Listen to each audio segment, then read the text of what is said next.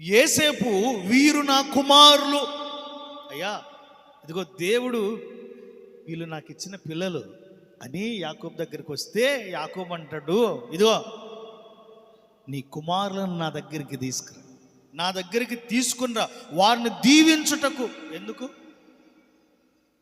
ఎందుకు దేవుడు దీవించాలి, నిన్ను, నీ చదువులను దీవించాలి, నీ ఆరోగ్యాన్ని దీవించాలి, లేకపోతే నీ బ్రతుకును దేవుని దీవించాలి అని నువ్వు కోరుకుంటే దేవునికి దగ్గరకు రావాలా, ఆయనకు నీకు దగ్గరగా ఉంటాడు. నీకు ఇప్పుడు నేను ఇక్కడున్నా, మీకు నేను ఎంత దూరమో మీరు కూడా నాకు చెప్పండి.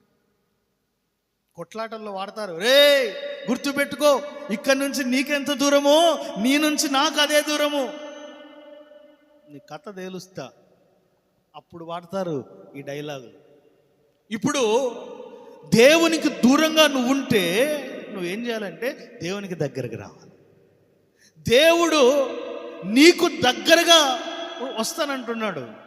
ఇదిగో నేను ఎవరికి దూరంగా ఉండను, నీకు దూరంగా ఉండను, నీకు దగ్గరగా వచ్చి పేదరికం రాకుండా నిన్ను పోషిస్తాడు.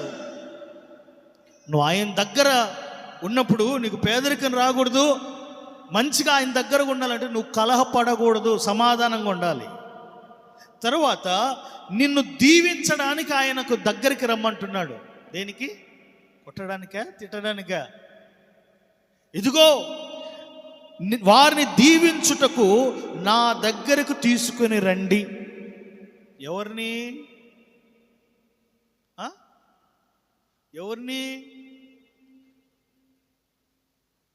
యేసేపు పిల్లలను దీవించడానికి దగ్గరికి తీసుకురండి. ఇంకొక వాక్యాన్ని చదువుదాం. లూకాసు వర్తమానం 18వ అధ్యాయం 16వ వచనాన్ని ఒకసారి చదువుదాం. లూకాసు వర్తమానం 18వ అధ్యాయము 16వ వచనం. యేసు వారిని తన యొద్దకు పిలిచి చిన్న బిడ్డలను ఆటంకపరచక వారిని నా యొద్దకు రానియుడి. దేవుడు ఏమంటున్నాడు? పిల్లల్ని తన యొద్దకు పిలిచి చిన్న బిడ్డలను ఆటంకపరచక వారిని నా యొద్దకు రానియండి. ఎందుకంటే దీవించాలి. ఇదిగో చిన్న పిల్లలను ఆటంకపరచొద్దు, నా దగ్గరికి రానియుడి, దేవుని రాజ్యము ఇలాంటి వాళ్ళదే. ఎందుకు చిన్నపిల్లల గురించి చెప్పాడు తెలుసా? ఇక్కడ కూడా యేసేపును అయ్యా దగ్గరికి రా అని అనలా. యాకోబు అంటాడు, ఇదిగో వాని దగ్గరికి పిలుచు చిన్నపిల్లల్ని. నీలో చిన్నపిల్లల స్వభావం ఉండాలి. దేవుడు నీకు దూరంగా ఉంటున్నాడంటే నీలో చిన్నపిల్లల స్వభావము లేదు. దేవుడు నీకు దగ్గరగా ఉండాలంటే చిన్నపిల్లల స్వభావం ఉండాలి. చిన్నపిల్లల్లో ద్వేషం ఉంటుందా? చెప్పండి. ఒకసారి ఇద్దరు పిల్లలు ఆడుకుంటున్నారంట, ఇసుకలో ఆడుకుంటా ఉంటే ఇద్దరు గూళ్ళు కట్టుకున్నారు. నా ఇల్లు అని పెద్దగా కట్టుకున్నారు. ఈడేం చేశాడంటే వేరే వాని ఇల్లు నచ్చల, వాడు బాగా కట్టుకున్నాడు. వీని ఇల్లు చిన్నగా ఉంది అని నేను పెద్దగా కట్టుకోవాలని ఇంకో కొద్దిగా ఇసుక దాని మీద పెట్టాడు. కూలిపోయింది. నాది కూలిపోయింది కదా అని వీడు వెళ్ళి దాన్ని దొక్కినాడు. ఇప్పుడు ఇద్దరు ఇల్లులు అంటే పెద్ద గట్లాలి, ఇంత గట్ల చిన్నగా ఇసుకతోనే కట్టారు. సరే కూలిపోతే వాడి కోపం వచ్చి ఇంత కష్టపడి కట్టుకుంటే నా ఇల్లు పడగొడతావా నువ్వు అని ఈ ఇసుక వాని కళలో కొట్టాడు. వీడు వాడి కళ, ఇద్దరు ఇసుకలో కలవాడి కడలో ఇద్దరు ఏడుస్తున్నారు. ఏం చేయాలి? ఇద్దరి బలాలు దాదాపు ఒకటే కలవన్నారు, బాగా కొట్లాడినారు. తర్వాత ఇంటికి పోయి వాడు కొట్టినాడే అన్నాడు. ఈ ఇంట్లో నుంచి ఆ ఇంట్లో నుంచి ఇద్దరు అమ్మలక్కలు వచ్చినారు. వాళ్ళ మమ్మీస్ వచ్చారు. మమ్మీస్ నిజంగానే మమ్మీస్ లాగానే కొట్లాడుతున్నారు, భయంకరంగా కొట్లాడుతున్నారు. నువ్వే అని తిట్టి ఆడి చాలా దూరం పోయింది. నంద్యాలకు పోయింది కొట్లాట. సరే పోయిన తర్వాత లోపలికి పోయినారు. సిగ్గు లేదు, నీకు రోషం లేదు. వాళ్ళను కూడా ఇళ్ళల్లో రెచ్చగొట్టినారు. వాళ్ళు బయటకు వచ్చినారు. ఇప్పుడు నలుగురు కలవన్నారు. జుట్లు వాళ్ళు వీళ్ళు కలవాడి మొత్తానికి స్టేషన్కి పోయి కేసులు పెట్టుకున్నారు. అంతవరకు వచ్చింది. సర్లే ఇంకా ఇంటికి వచ్చినారు. ఇంకా తలుపులు గట్టిగా మూసుకుని ఎవరు తెరవట్లా. పొద్దున అయింది, 9 గంటలైంది. ఇంకా స్కూల్కి పోవాలా. వీడు పిల్లగాడు ఈ ఇంట్లో నుంచి బయటకు వచ్చినాడు, వాడు పిల్లగాడు ఆ ఇంట్లో నుంచి బయటకు వచ్చినాడు. ఇద్దరు చూసుకున్నాడు, కళ్ళు ఎగరేసుకున్నాడు కదా అని మళ్ళీ చేతులు పట్టుకొని పోయినారు. అందరు చూసి, నిన్న ఆమెను మీ అమ్మ నాయన కలవడిరు కదరా, ఆమెని కలవడినారు కదరా, పొద్దున్నే పోతున్నారు. వీళ్ళు కూడా చూసినారంట. రే వాళ్ళిద్దరు వాడిని పిల్లలు పట్టించుకుంటారా, వాని ముఖం వీని ముఖం ఆనిపోయినారు. ఇప్పుడు ఎవరు చెడ్డ అంటే, చిన్నపిల్లల్ని ఎందుకు దేవుడు దగ్గరికి పిలుస్తాడు తెలుసా? వాళ్ళలో కోపద్వేషాలు ఉండవు.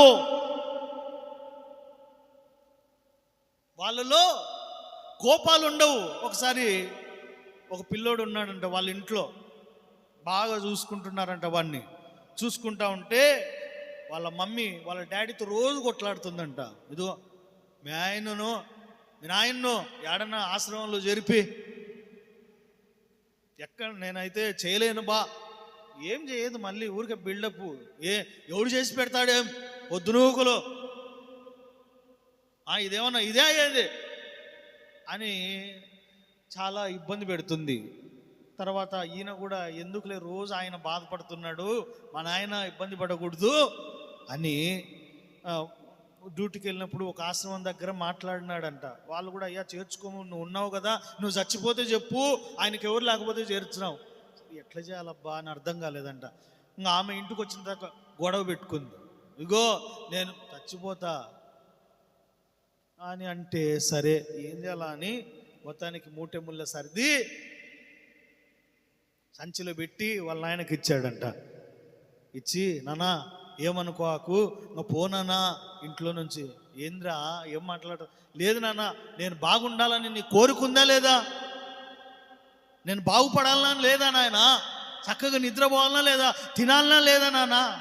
సర్లేరా నువ్వు బాగుండు, నా కర్మ నేను ఏదో ఒకటి పోతలే అని సంచిలో పెట్టుకుని పోతా ఉన్నాడు. బాగా చలిగా పెడుతుంటే ఒక చోట ఆ బస్ స్టాప్ దగ్గర కూర్చుని ఆ సంచిలో నుంచి దుప్పటి తీసాడంట. ఈయన దుప్పటి తీస్తే అది సగమే ఉందంట. ఏది సగమే ఉందంట.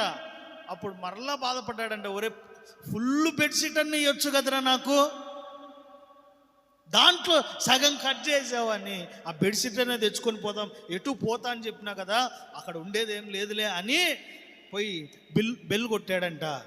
రే వచ్చాడు. ఏనా మళ్ళీ వచ్చావు, ఎన్నిసార్లు చెప్పాలి, పోతున్నలే కానీ నాది బెడ్షీట్ సగం కట్ చేసినారు, సగం కూడా ఇస్తే పోతారా, నీ బెడ్షీట్ మేమేం చేసుకుంటాం నాన్న అంటే, వాళ్ళ భార్య దగ్గరికి వెళ్ళి, బుద్ధి ఉందా, ఆయన పోతున్నాడు కదా, నీకేం తెలివి ఉందా, బెడ్షీట్ అన్న ఫుల్ తీయలేవా, ఓర్చులేందానా, కుళ్ళు పోద్దానా. ఇప్పుడు ఎన్నైనా పడుతుంది, ఎందుకంటే ఈమె సాధించింది కదా, తరిమింది కదా, ఈమె ఎన్నైనా పడుతుంది. సర్లేండి మంచిది, కొత్త బెడ్షీటే ఇద్దాం, మనసులో సంతోషం ఉంది, ఈ ముసలోళ్ళ సెరబోయిందని. సరే మొత్తానికి పంపిద్దామని వచ్చాడు. అప్పుడు వాళ్ళిద్దరు వచ్చారు. ఒరే అని అంటే వాళ్ళ పిల్లోడు ఉన్నాడంట. పిల్లోడు చూశాడంట, సగం తీసుకొచ్చినాడంట. ఎందుకు కట్ చేసినావురా అంటే, డాడీ నువ్వు పెద్దగా అయినాక ముసలోడు అయిపోతావు కదా, అప్పుడు ఇది నీకు ఇస్తా అన్నాడంట. దెబ్బకు షాక్ అయినాడు. నువ్వు ఏది విత్తుతే డాడీ నిన్ను కూడా పంపించేస్తా డాడీ, నాకు పెళ్ళి అవుతుంది కదా, మ్యారేజ్ అవుతుంది కదా, పిల్లలు పుడతారు కదా, అప్పుడు నిన్ను పంపిస్తా చూడు. దెబ్బ కాన్నే కూర్చొని ఆ ఎమ్మి మూతి మీద బగలు కొట్టి, లోపలికో సైతాన్నానా అని, నాయన లోపల రా అని తలుపేసి అప్పుడు జ్ఞానం వచ్చిందంట. ఇప్పుడు ఎవరి వల్ల జ్ఞానం వచ్చింది చెప్పండి? చిన్న పిల్లల వల్ల. ఎందుకంటే చిన్న పిల్లల్లో ద్వేషం ఉండదు, చిన్న పిల్లలలో కపటం ఉండదు. ఎవరికి తెలుసు అంటే, పిల్లలను దగ్గరగా చూసే వాళ్ళకు తెలుసు. శాడిస్టులకు సైకోలకు అర్థం కాదు. కొంతమంది పిల్లలు పట్టుకనీకే పెద్ద సైతాన్నాయాలు ఉంటారు, పట్టుకనీకే ఇబ్బంది. అట్లాంటి వాళ్లకు మంచి బుద్ధులు రావు, వాళ్ళల్లో మంచి బుద్ధులు కూడా ఉండవు. పిల్లలు చాలా నిష్కపటంగా ఉంటారు, వాళ్ళలో కపటం ఉంటుందా? ఏది చెప్తే అది చేస్తారు. ఇప్పుడు అగ్గి ఉందనుకో, రే అగ్గి పట్టుకుంటే దాన్ని కూడా వాక్యం ఏం చెప్తుంది తెలుసా? నీకు దేవుడు దగ్గరగా ఉండాలి అని నువ్వు కోరుకుంటే, ఆయన నీకు దగ్గరగా రావాలంటే చిన్న పిల్లల స్వభావము నీలో ఉండాలి. అటువంటి స్వభావాన్ని మనలో కుమ్మరించునుగాక. ఆమేన్. ప్రియమైన దేవుని బిడ్డలారా, చిన్నపిల్లలుగా నువ్వు దేవునిలో ఉన్నప్పుడు చిన్నపిల్లలుగా మారాలి. ఇప్పుడు చిన్నపిల్లలు అనుకో, రే దూకురా అంటే ఏం చేస్తారు? అబ్బా అక్కడ బురదుంది అంటారా? వీళ్ళు కాదు చిన్నపిల్లలు, వీళ్ళు పెద్ద నాయలు. మీసాలు వచ్చినాయి, నీకు కూడా వచ్చినాయి లేరా? మీసాలు వచ్చినాయిలే, వచ్చినాయంట. వాడు కూడా ఇట్లా అంటున్నా, వస్తే మనలే మగ పిల్లలు కదా, వస్తాయిలే. హల్లెలూయా. చిన్నపిల్లలు అంటే అదో వేదమ్మ దగ్గర కూర్చున్నారు చూడు, ఆ బుడ్డి పాప. నువ్వు ఏమిచ్చినా నువ్వు ప్లగ్ ఇచ్చినా, లేకపోతే సీతాఫలం పచ్చిది ఇచ్చినా, అదే పెద్దోనికి ఇస్తే ఏం తిక్కోనా నేను అంటే. ప్రియమైన దేవుని బిడ్డలారా, వారిలో కపటం ఉండదు. ఏం చెప్పినా చిన్నపిల్లలు వింటారు. మనం కూడా దేవుని వాక్యం చెప్పినప్పుడు వినాలి, దాని ప్రకారం చేయాలి. చిన్నపిల్లలు చేసినట్లుగా మనం చేయాలా? అబ్బో ఇట్లా చేయాలన్నా మన వల్ల కాదులే. దేవుడికి నువ్వు దూరం అయిపోతావు. ఆయన నీకు దగ్గరగా ఉండడు, దగ్గరికి రాడు. నీ దగ్గరికి ఎప్పుడు వస్తాడంటే చిన్నపిల్లలాగా మంచి స్వభావము నీలో ఉన్నప్పుడు. ఆ వాక్యాన్ని మరలా ఒకసారి చదువుదాం. లూకా సువార్త 18వ అధ్యాయము 16వ వచనము చదువుదాం. చదవండి. పిలిచి ఆటంకపరచక వారిని నా యొద్దకు రానియుడి. దేవుని రాజ్యం ఇలాంటి వాళ్ళది. చిన్న పిల్లల స్వభావము నీలో ఉన్నట్లయితే నీ దగ్గరికి దేవుడు వస్తాడు. దేవునికి మహిమ కలుగునుగాక. ఇంకొక వాక్య భాగాన్ని చదువుదాం. లూకా సువార్త 24వ అధ్యాయంలోకి వద్దాం. 24వ అధ్యాయము 30వ వచనాన్ని చదువుదాం.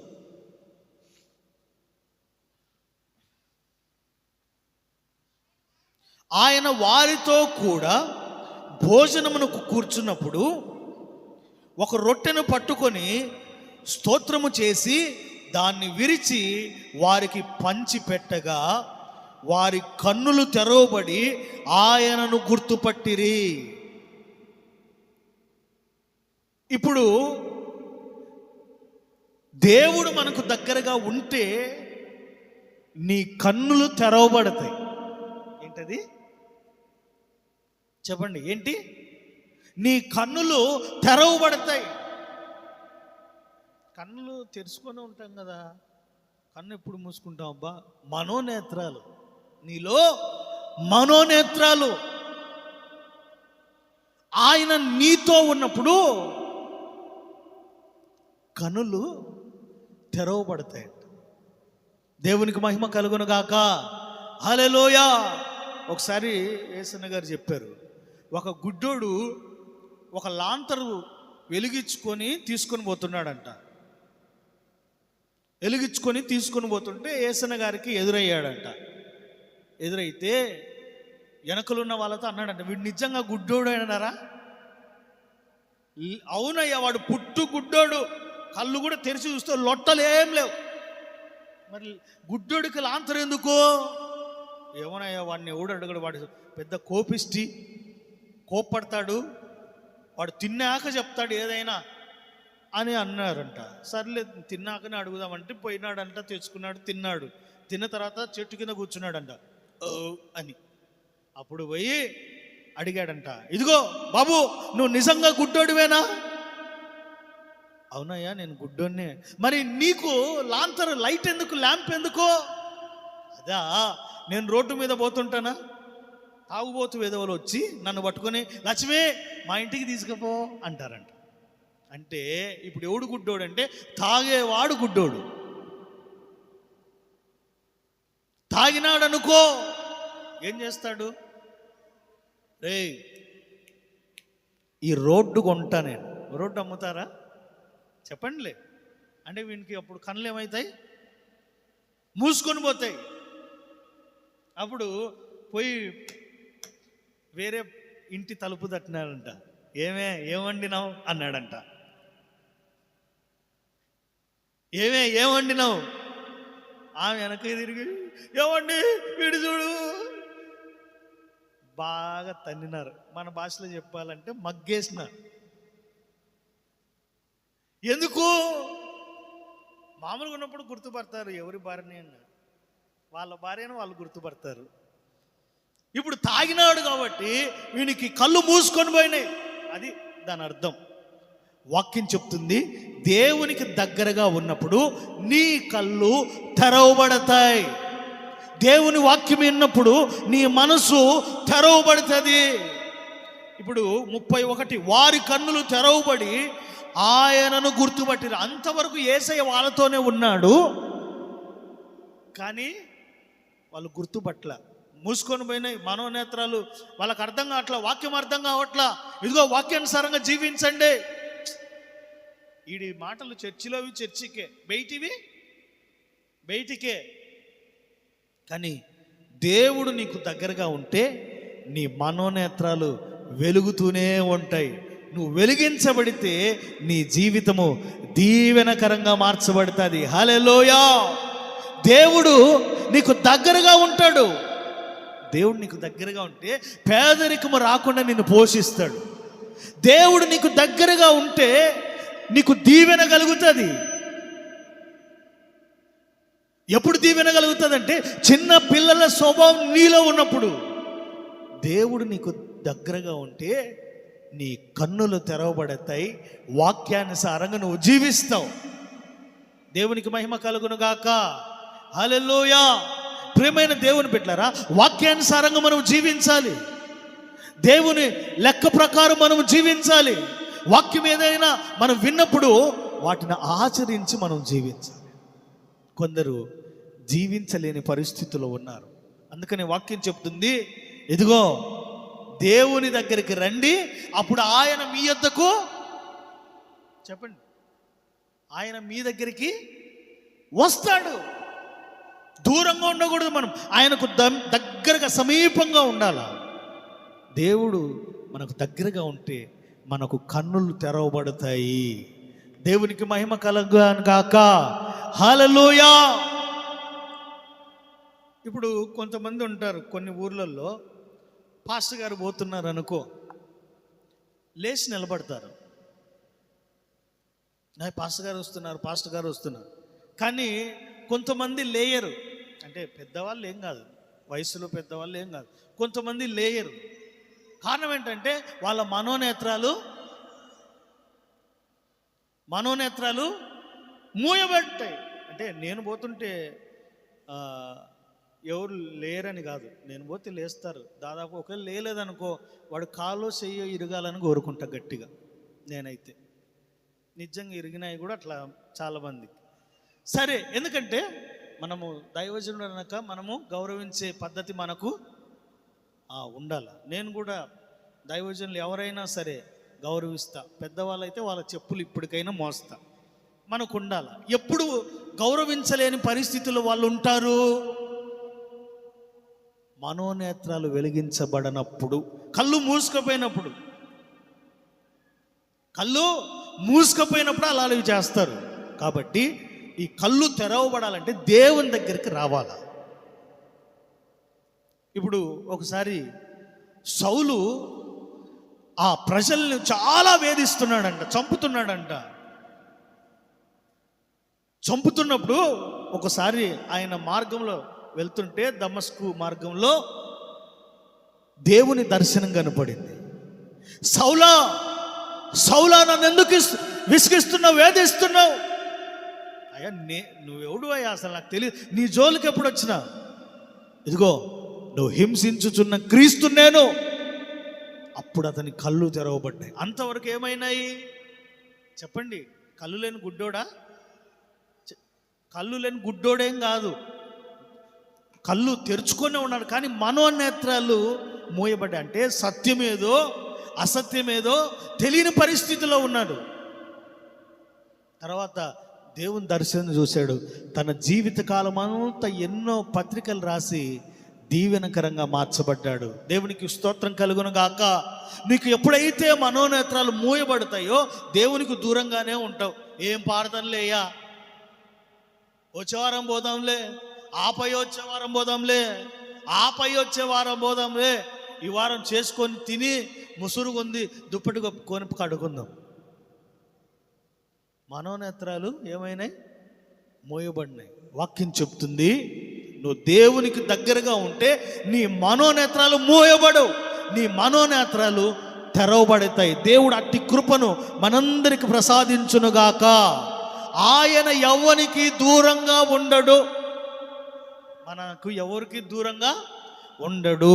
దేవుడు ఆయన మనందరికి దగ్గరగా ఉండి విస్తారంగా దీవించి ఆశీర్వదించి కాపాడునుగాక. యేసేపును దీవించిన దేవుడు మనల్ని దీవించునుగాక. పౌలు గారి కళ్ళను తెరిచిన దేవుడు, మనోనేత్రాలు వెలిగించిన దేవుడు మనలో ఉన్న మనోనేత్రములను వెలిగించునుగాక. ఆమేన్. ఆయన ఎవనికి దూరముగా ఉండక మనకు సమీపంగా దగ్గరగా ఉండి దీవించునుగాక. మోకరిద్దాం, ప్రార్థన చేసుకుందాం. స్తోత్రము తండ్రి, జీవం కలిగిన యేసయ్యా, ఆశ్చర్యకరుడానికి స్తోత్రం. దేవుని సన్నిధిలో స్తోత్రము నాయన. హల్లెలూయా. అందరము మోకరించి కొన్ని నిమిషాలు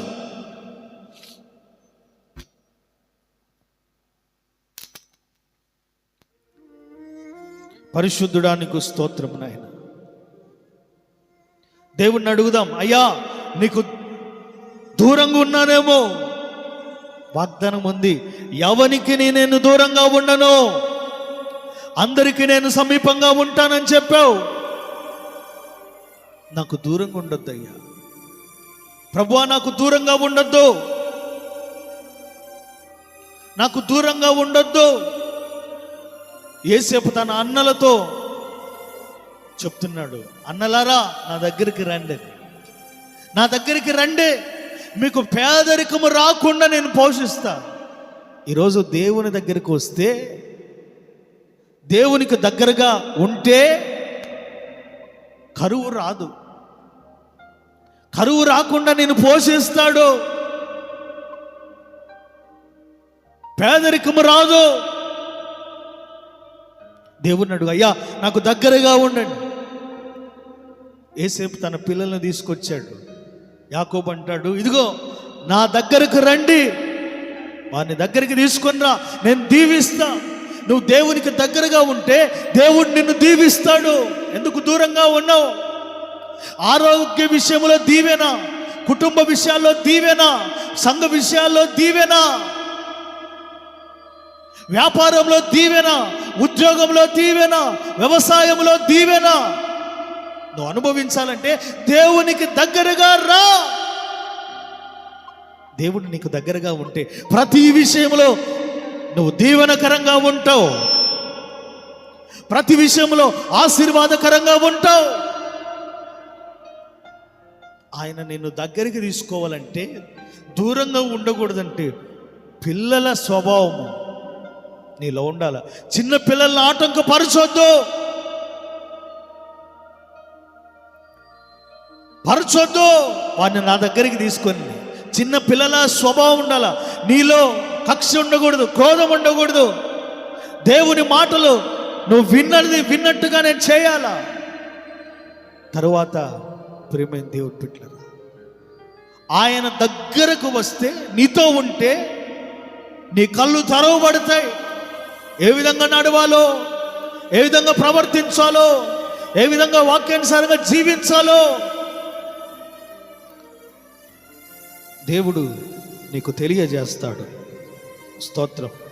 దేవుడు ఇంతవరకు ఈ ఆరాధన దీవెనకరంగా ఆశీర్వాదకరంగా జరిగించినందుకై స్తోత్రం చెల్లిద్దాం. స్తోత్రం, స్తోత్రం, స్తోత్రం. పాటల ద్వారా, సాక్ష్యముల ద్వారా, ఆత్మారాధన ద్వారా, వాక్య పరిచర్య ద్వారా ఆయన నామానికి మహిమ తెచ్చుకున్నందుకై స్తోత్రం చెల్లిద్దాం. స్తోత్రం, స్తోత్రం, స్తోత్రం, స్తోత్రం. ఈ ఆరాధనలో అడుగుపెట్టిన ప్రతి ఒక్కరిని దేవుడు దీవించి ఆశీర్వదించి కాపాడినట్లుగా స్తోత్రం చెల్లిద్దాం. స్తోత్రం, స్తోత్రం, స్తోత్రం, స్తోత్రం, స్తోత్రం, స్తోత్రం, స్తోత్రం, స్తోత్రం, స్తోత్రం. ఈ నెలంతా మన పనుల్లో ప్రయాణాల్లో కాపాడినట్లుగా స్తోత్రం చెల్లిద్దాం. స్తోత్రం, స్తోత్రం, స్తోత్రం, స్తోత్రం, స్తోత్రం, స్తోత్రం, స్తోత్రం, స్తోత్రం. తండ్రి, కుమార, పరిశుద్ధాత్మ నామములో స్తోత్రం చెల్లిద్దాం. స్తోత్రం, స్తోత్రం. ప్రార్థన చేసుకుందాం. తదుపరి బలారాధనలోకి వెళ్దాం. పరిశుద్ధుడైన దేవానికి స్తోత్రం నాయనా. విన్నటువంటి వాక్యాన్ని ప్రభువా మా హృదయాల్లో నా తండ్రి నీరు కట్టి ఫలింపజేయమని అడుగుతున్నాము నాయనా. నీకు స్తోత్రం తండ్రి. అయ్యా, నీకు మేము దగ్గరగా రమ్మని మీరు సెలవిచ్చినట్లుగా ప్రభువా మేము నీ దగ్గరికి వచ్చినట్లుగా మీరు సహాయం చేయండి ప్రభువా. నీకు స్తోత్రం. నీకు దూరముగా ఉంటే నాయనా అయ్యా ఏం జరుగుతుందో మీరు మాట్లాడిన మాటలను బట్టి స్తోత్రం తండ్రి. చిన్నపిల్లల మనసు కలిగి నాయన ప్రేమ కలిగి నడుచుకుంటూ కృప దయచేయి ప్రభువా. మాలో పగ ఉండకూడదు నాయన. అయ్యా, ప్రేమగా మేము నడుచుకునే భాగ్యాన్ని మీరు దయచేయమని ప్రభువా. అంతకంతకు ప్రభువా వర్ధిల్లినట్లుగా మీరు సహాయం చేయమని అడుగుతున్నాం తండ్రి. నీకు స్తోత్రం. అయ్యా, ఈ నెల మొట్టమొదటి ఆదివారంలో ప్రభువా నీవు మాటల ద్వారా మమ్మల్ని ధైర్యపరిచినందుకు స్తోత్రం, ఆదరించినందుకు స్తోత్రం, కనికరం చూపించినందుకు స్తోత్రం నాయన. మీరు మాకు దగ్గరగా ఉన్నందుకు స్తోత్రం తండ్రి. మీరే మమ్మల్ని ఆశీర్వదించమని దీవించమని మాకు కరువు రానియక్క ప్రభువా సమృద్ధితో నింపాలని మీరు లేఖనాలు సెలవిచ్చినట్లుగా ప్రభువా ప్రతి కుటుంబమును నాయన మీరు పేరు పేరున దీవించి ఆశీర్వదించండి ప్రభువా. ఏ కొరతలు ఉన్నాయో ప్రభు వారి కుటుంబాల్లో దీవెన, ఆశీర్వాదం, నెమ్మది, క్షేమం కలుగున్నట్లుగా మీరు సహాయం చేయమని అడుగుతున్నాం తండ్రి. నీ బల్లకు మమ్మల్ని అందరినీ సమీపస్తులుగా చేసి మమ్మల్ని అందరినీ నాయన నీ రక్తము నీ పానం చేయటకు మీ కృప దయచేయమని అడుగుతున్నాం తండ్రి. నీ బలలో మేము చేయవేట కృప దయచేసి మమ్మల్ని ఆశీర్వదించి సమస్తమైన ఆనందాన్ని మేము పొందినట్లుగా నీ మందిరంలో ఉన్నటువంటి మేళ్ల చేత మమ్మల్ని తృప్తిపరచమని యేసు పరిశుద్ధ నామములో ప్రార్థిస్తున్నాను తండ్రి. ఆమేన్. హల్లెలూయా. కూర్చుందాం.